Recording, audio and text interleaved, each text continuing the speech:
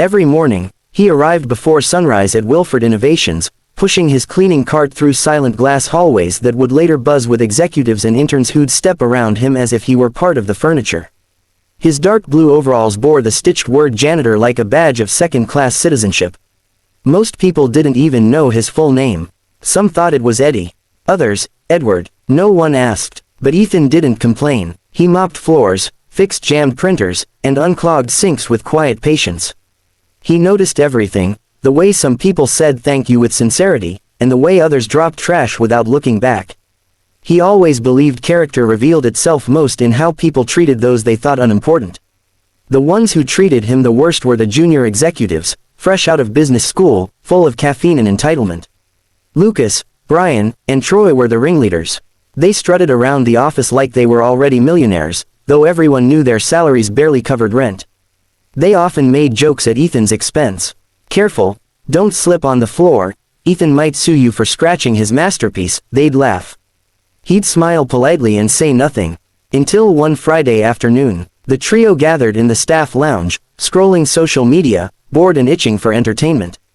Lucas glanced through the glass doors at Ethan quietly restocking paper towels near the elevator. A mischievous idea sparked. Boys, he grinned, how about we give our janitor friend the night of his life? Brian smirked. What? Gift him a mop upgrade? No, Lucas said. Better. We set him up on a blind date. They howled. Who'd be unlucky enough to sit through that? Troy asked. Lucas's grin widened. Clara. Their laughter stopped. Clara Weston, the elegant blonde receptionist who never looked twice at a man unless his shoes were Italian leather. She was known for rejecting invitations with surgical precision. No one would dare set her up with a janitor. Which made it perfect for their prank. They crafted their plan with disturbing ease. They told Clara that a wealthy undercover investor was touring the company, posing as an average employee to test the culture. They said he had taken a liking to her and wanted a discreet dinner. He's eccentric, Lucas added, lowering his voice like it was privileged intel. He refuses to reveal himself unless people treat him authentically. Clara's eyes sparkled. An investor, possibly single, she agreed. They then approached Ethan with a different story. There's a woman who admires your kindness, Lucas said earnestly. She sees how hard you work. She wants to meet you. Ethan stared at them, stunned. No one had spoken to him like that in years. His heart thumped with disbelief and quiet hope. He nodded slowly. Okay, it's set, Lucas said, already fighting back laughter. Tonight, Arroyo rooftop, 7 sharp. Ethan spent the rest of the day unusually distracted. As the office buzzed around him, his mind lingered on one wild thought. Someone saw him. Someone cared. Little did he know, he was walking straight into humiliation. Arroyo rooftop was one of the most expensive dining spots in the city, nestled high above the skyline with flickering lanterns, live jazz, and views that made anyone sitting there feel important. Ethan arrived 10 minutes early, wearing the only button-down shirt he owned, neatly ironed, though outdated. His shoes were polished, but worn. In his trembling hands, he held a modest bouquet of daisies he'd picked up from a street vendor. They weren't extravagant, but they were honest. He stood by the entrance, eyes scanning nervously. Guests walked past in tailored suits and designer gowns, some glancing at him with thinly veiled confusion, as if wondering how he'd gotten past security. He shifted from foot to foot, resisting the urge to leave. Then she arrived. Clara stepped out of the elevator like she was walking onto a red carpet, sleek red dress flowing around her, hair perfectly curled, perfume trailing like starlight. Her heels clicked confidently against the marble floor as she approached the hostess stand. Reservation for Clara Weston, she said, voice poised. When she turned and saw Ethan, her expression froze. Her brows furrowed, then lifted, then hardened. She looked him up and down, once, twice, as if checking for hidden cameras. You've got to be kidding me. The words hit him like a slap. Before he could explain, laughter erupted from a nearby corner. At a candle-lit table sat Lucas, Brian, Troy, and 2 others from the office, drinks in hand, phones discreetly pointed in their direction.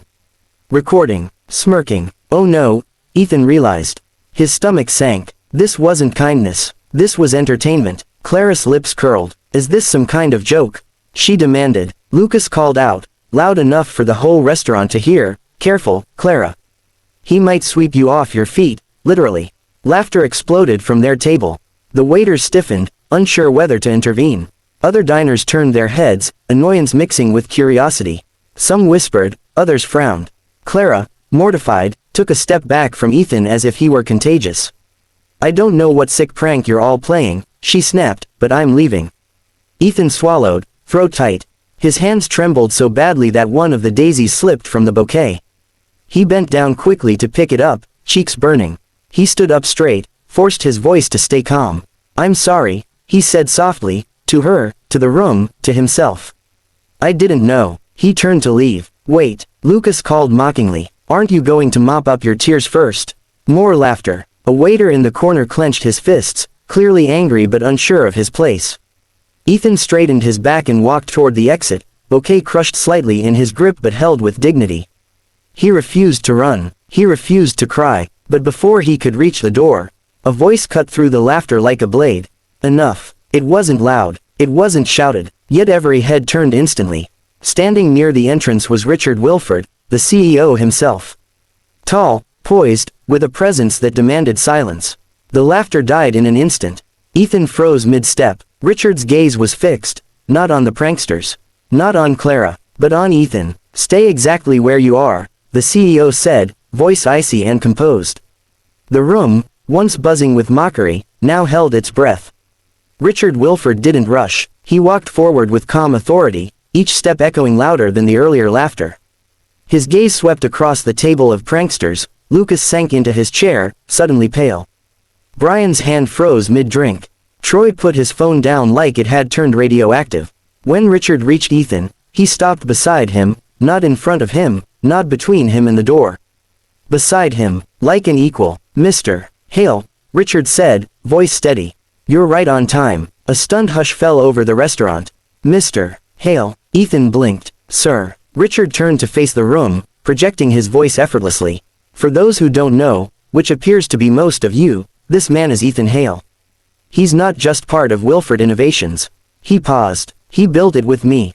Chairs creaked as people shifted, disbelief spreading like wildfire. Clara stared wide-eyed, lips parted but frozen. The pranksters, faces drained of color. Richard continued wholeheartedly, "Long before marble floors and rooftop dinners, there were two men in a rented garage with one broken printer and a dream. One of them is your CEO." He placed a respectful hand on Ethan's shoulder. "The other is standing right here, quietly fixing the sinks while you film him like entertainment." Lucas tried to stammer, "Yes sir, we didn't know." "That," Richard snapped, "is exactly the problem." He turned sharply toward Lucas and his crew.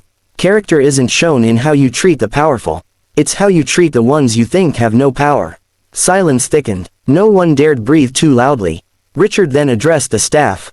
"Every person in this company, whether they write code or clean restrooms, earns their living with dignity. Anyone who mocks that," he looked back at the boys, "has no place under my roof." A beat of silence. Then, cold as steel, he said, "Your employment ends effective immediately. Security will collect your badges in the morning, assuming you have the courage to show up." Lucas's mouth opened, but no sound came. Brian slumped forward, defeated. Troy covered his face. Richard turned away from them as if they no longer existed. Then, gently, he faced Clara. She flinched. "I'm not firing you," he said. "You weren't part of the setup." Her relief was short-lived. "But what you said, before knowing who he was." He tilted his head. "Did you mean it?" Clara swallowed. Her voice was barely a whisper. "Yes." Richard nodded, turning away from her with quiet disappointment, as if that answer weighed more than any board decision. He extended his arm toward Ethan. "Shall we?" Ethan, still stunned, hesitated. Then he slowly nodded. They walked together to the best table in the restaurant.